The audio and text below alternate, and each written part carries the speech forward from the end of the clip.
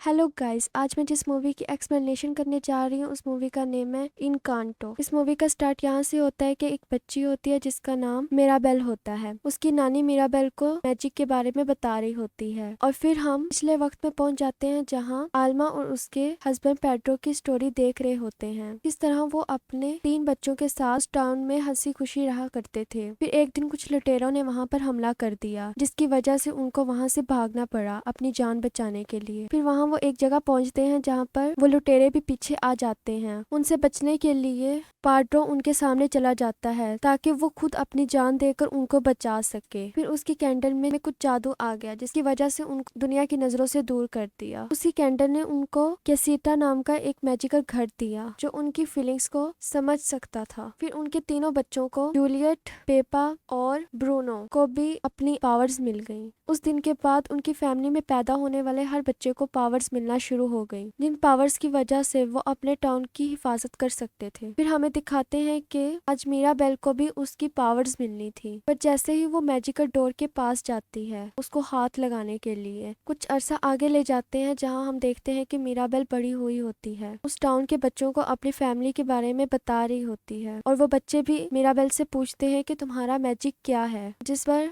Mirabel बताती है कि मेरी नानी की पहली बेटी है जूलियट जो लोगों को अपना खाना खिलाकर ठीक कर देती है और उसके हस्बैंड ओगस्टी एक आम आदमी है। मिराबेल के अलावा इनके और 2 बच्चे होते हैं जिसमें से एक लुइसा जिसके पास भारी चीजें उठाने की पावर होती है और दूसरी इजाबेल जिसके पास फूल बिखेरने की पावर है और नानी की दूसरी बेटी है पेपा जो अपने मूड के साथ मौसम को तब्दील कर सकती है और उसका हस्बैंड फिलिक्स भी एक आम आदमी है। पेपा और फिलिक्स के भी आगे से 3 बच्चे हैं जिसमें से एक डोलोरेस जो दूर तक सुन सकती होती है और एक कैमिलो जो अपना कभी भी भेस बदल सकता है और सबसे छोटा एंटोनियो जिसको आज मैजिक मिलना था और नानी का एक बेटा ब्रूनो भी था जिसके पास फ्यूचर देखने की पावर थी, लेकिन अब वो यहाँ से चला गया है। कोई भी उसके बारे में बात करना पसंद नहीं समझता। तब बच्चे मिराबेल से उसकी पावर्स के बारे में पूछते हैं और उनको पता लगता है कि कैंडन ने मिराबेल को कोई पावर नहीं दी। फिर दिखाते हैं कि एंटोनियो को मैजिक मिलने की तैयारी हो रही होती है,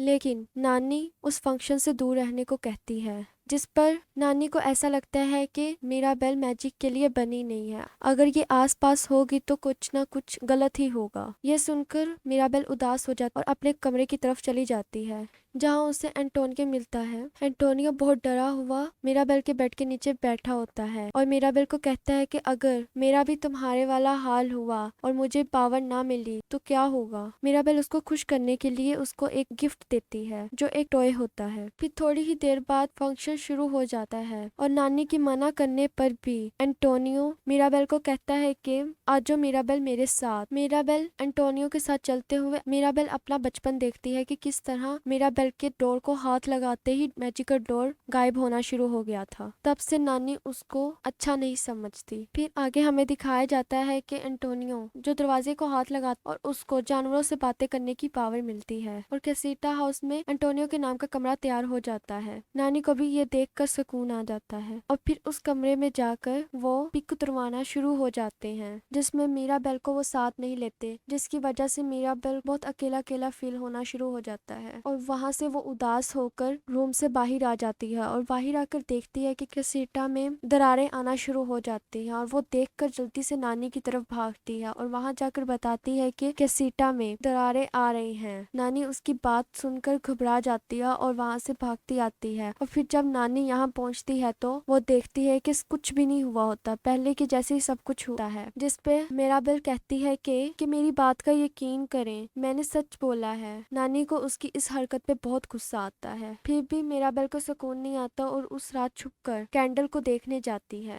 वहां पहुंचकर देखती है कि नानी भी उसकी बातों से थोड़ा परेशान हुई होती है और फिर मिराबेल को समझ आ जाता है कि कुछ ना कुछ है मैजिक में जिसकी वजह से ये हो रहा है और फिर सोच लेती है कि मैं इसको ठीक करके छोड़ूंगी। अगले दिन मदद मांगने के लिए वो डोलोरेस के पास जाती है। उसको सब कुछ कह ही रही होती है तो देखती है कि उसकी शक्ल में कैमिलो है। तभी डोलोरेस आ जाती है और मिराबेल की बातें सुन के कहती है कि इसमें तुम्हारी मदद लोइसा ही कर सकती है, तुम उसी के पास जाओ। फिर टेबल पे नानी सबको बताती है कि इजाबेल के लिए रिश्ता आया है और मैंने उसकी शादी करने का फैसला कर लिया है। और मिराबेल भी लुइसा से बात करने के लिए मौका ढूंढती है। मौका मिलता है तो उठती है तो देखती है कि लुइसा तो टाउन की मदद करने के लिए जा रही होती है। मिराबेल भी उसके पीछे चली जाती है। पहले तो लुइसा मिराबेल की बात नहीं सुन रही होती, फिर मिराबेल की बातें सुनकर मैंने भी तुम्हारी बात के बाद अपने आप को बहुत कमजोर फील किया है। मुझसे भी अब भारी चीजें बहुत कम उठाई जाती हैं, मुझे अब वजन फील होता है। फिर लुइसा मिराबेल को कहती है कि तुम अंकल ब्रूनो का रूम चेक करना, शायद तुम्हें वहां पर कुछ मिल जाए, क्योंकि अंकल ब्रूनो ने भी घर छोड़ने से पहले कैसीटा को तबाह होते हुए देखा था। और मिराबेल छुपकर ब्रूनो के रूम में जाती है। वहाँ एक रेत की दीवार से होते हुए मिराबेल अंदर एक जगह पहुँचती है और ऊपर की तरफ देखती है तो वहाँ एक सीक्रेट दरवाजा होता है। हजारों सीढ़ियाँ पार करने के बाद वो एक दरवाजे के पास पहुँचती है। उस दरवाजे से गुजरकर वो देखती है कि वहाँ कुछ चमकने वाले क्रिस्टल्स होते हैं। फिर वो उन क्रिस्टल्स को जोड़ना शुरू हो जाती है, जिस पर उसको अपना ही चेहरा नजर आता है। और उतना से ही जोड़ने की वजह से उसको वहाँ की दीवारें टूटती हुई दिखाई देती हैं। दीवारें ज्यादा टूटते टूटते उस पर गिरने वाली होती हैं तो मिराबेल वहाँ से सारे क्रिस्टल उठाकर भागने लगती है और उस रूम से बाहर आ जाती है। बाहर आती है तो अंकल फिलिक्स उसको बताते हैं कि जब हमारी शादी हो रही थी ब्रूनो ने तब भी कुछ बुरा होते हुए देखा था और इसीलिए नानी ने उसे हमेशा के लिए यहाँ से निकाल दिया। ये सुनने के बाद मिराबेल अपने कमरे में जाके वो क्रिस्टल्स जोड़ने लगती है और उनको जोड़ने के बाद वो देखती है कि सीटा के तबाह होने की वजह मैं खुद हूँ। उसी वक्त उसके बाबा वहाँ आ जाते हैं और फिर मिराबेल उनको फ्यूचर के बारे में बताना शुरू हो जाती है। उस पर उसका बाबा कहता है कि ये बात तुमने किसी को नहीं बतानी। फिर पता चलता है कि डोलोरेस ने सब कुछ सुन लिया है। फिर हमें वो डाइनिंग टेबल पे बैठे हुए नजर आते हैं जहाँ मेडियानो नेम का लड़का इजाबेल के लिए रिश्ता लेकर आया होता है और वहाँ डोलोरेस इजाबेल का राज सबको बता देती है और फिर उसकी नानी भी वो क्रिस्टल देख लेती है और फिर दोबारा से कैसीटा में दरारें आना शुरू हो जाती हैं और इजाबेल का वो रिश्ता टूट जाता है और इस पर वो मिराबेल से नाराज हो जाती है। और उसी वक्त मिराबेल की नजर चूहों पर पड़ती है। फिर मिराबेल उन चूहों के पीछे जाना शुरू हो जाती है और उनको देखती है कि वो एक तस्वीर के पीछे वो क्रिस्टल लेकर जा रहे होते हैं। फिर मिराबेल उसको साइड पे करके देखती है वहाँ एक सीक्रेट रास्ता है जहाँ उसको ब्रूनो दिखाई देता है और उसे पता चलता है कि वो कभी यहाँ से गया ही नहीं। वो अपनी फैमिली से इतना प्यार करता था कि उनके करीब रहने के लिए वही दीवारों में रह रहा था। मिराबेल उससे उसी क्रिस्टल के बारे में पूछती है जिस पर वो कहता है कि इस क्रिस्टल पे तस्वीर के दो रुख हैं, एक तरफ तुम कैसीटा को तबाह कर रही हो और दूसरी तरफ तुम ही कैसीटा को बचा रही हो। लेकिन ब्रूनो को आगे नहीं पता होता कि क्या होगा। फिर मिराबेल वहाँ से जाने लगती है और दोबारा आ जाती है और कहती है कि ब्रूनो तुम दोबारा से फ्यूचर को देखोगे, जिस पर ब्रूनो उसे मना कर देता है। मिराबेल के ज्यादा इसरार करने पर ब्रूनो कहता है कि उसे फ्यूचर देखने के लिए एक बड़ा कमरा चाहिए और तभी वहाँ एंटोनियो आ जाता है और वो कहता है कि तुम मेरा रूम यूज कर सकते हो जिसे चूहों ने सब बता दिया था। और दूसरी तरफ नानी मिराबेल के माँ बाप पर बहुत गुस्सा हो रही होती है कि मिराबेल को ब्रूनो का राज नहीं बताना चाहिए था। फिर हम ब्रूनो और मिराबेल को देखते हैं जो आगे फ्यूचर देखने के लिए तैयारी कर रहे होते हैं और फिर वो दोनों फ्यूचर देखना शुरू हो जाते हैं और वो देखते हैं कि ये कैसीटा पे बहुत बड़ी तबाही आने वाली है और जिसकी वजह मिराबेल है। ब्रूनो ये देखकर अपना फ्यूचर देखना वहीं पर रोकने लगता है तो मिराबेल उसे कहती है कि तुम और भी आगे देखो, इसका हल निकालो कि हम क्या करें जिससे कैसीटा दोबारा से ठीक हो जाएगा। और फिर उसकी नजर एक बटरफ्लाई पे पड़ती है और फिर वो देखते हैं कि कैंडल की लाइट फिर से तेज होना शुरू हो जाती है और फिर वहाँ वो मिराबेल को किसी को गले लगाते हुए देखते हैं। पता चलता है कि वो इसकी बहन इजाबेल है, जिससे ब्रूनो समझ जाता है कि ये सब रोकने का एक ही तरीका है कि तुम इजाबेल को गले लगाओ। लेकिन इजाबेल इसको देख के बिल्कुल खुश नहीं होती। वो कहती है कि इजाबेल मुझसे बहुत नफरत करती है। इजाबेल मुझे कभी गले नहीं लगाएगी क्योंकि मेरी वजह से उसका रिश्ता टूटा है। ब्रूनो उसको समझाता है कि